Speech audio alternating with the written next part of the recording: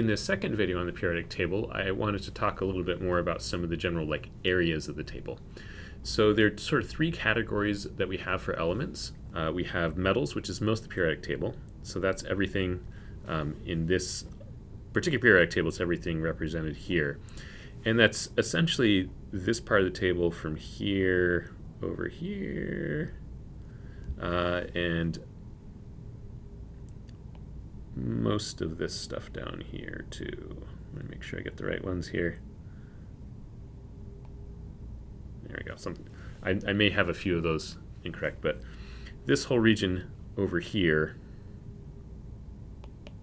sort of shaded in all of this down here, these are all metals, meaning they all have similar properties in that they are solids for the most part at room temperature, with the exception of mercury. Mercury's sort of our exception. They are shiny.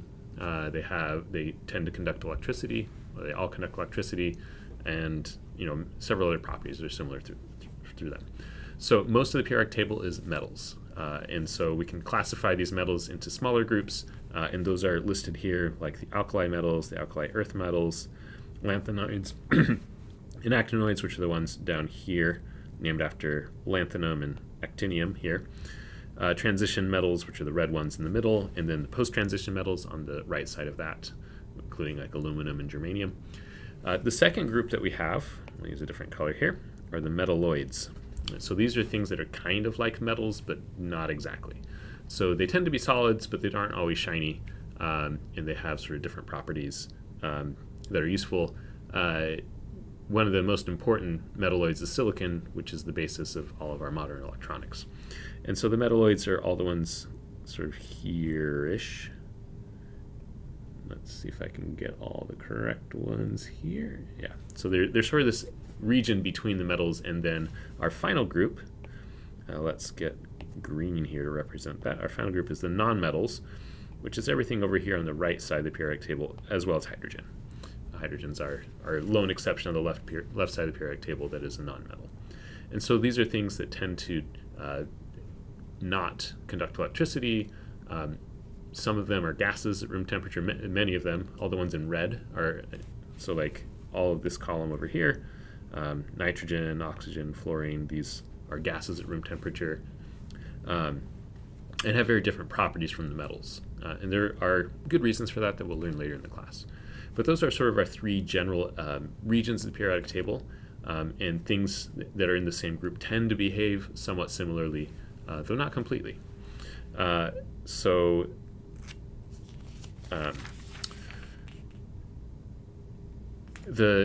couple of particular groups that are especially important are the last column, the last column of the periodic table over here, group 18. These are called the noble gases. This is a group of nonmetals, and these tend to not react. So they're sort of the opposite of the left-hand side of the periodic table. The alkali metals, which are very reactive, and especially with water. Noble gases tend not to react with anything. So that sort of makes them special. So helium, neon, and all this on the right-hand side of the periodic table. And they are, as the name says, gases. And then we have, other metals are given particular names that we looked at earlier. But that's sort of our brief tour overview of the periodic table, looking at what the individual squares tell you, as well as sort of the general trends across the periodic table. We will be using this table throughout the semester. You'll have a copy of this on every exam that you take.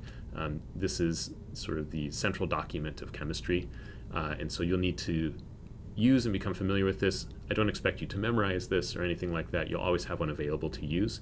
But you'll do lots of calculations where you need to look up these average atomic masses, and we'll see a lot of that throughout the whole class that we take, and if you continue in chemistry, throughout all of your chemistry journey, this is a document that is just central to everything we do in chemistry.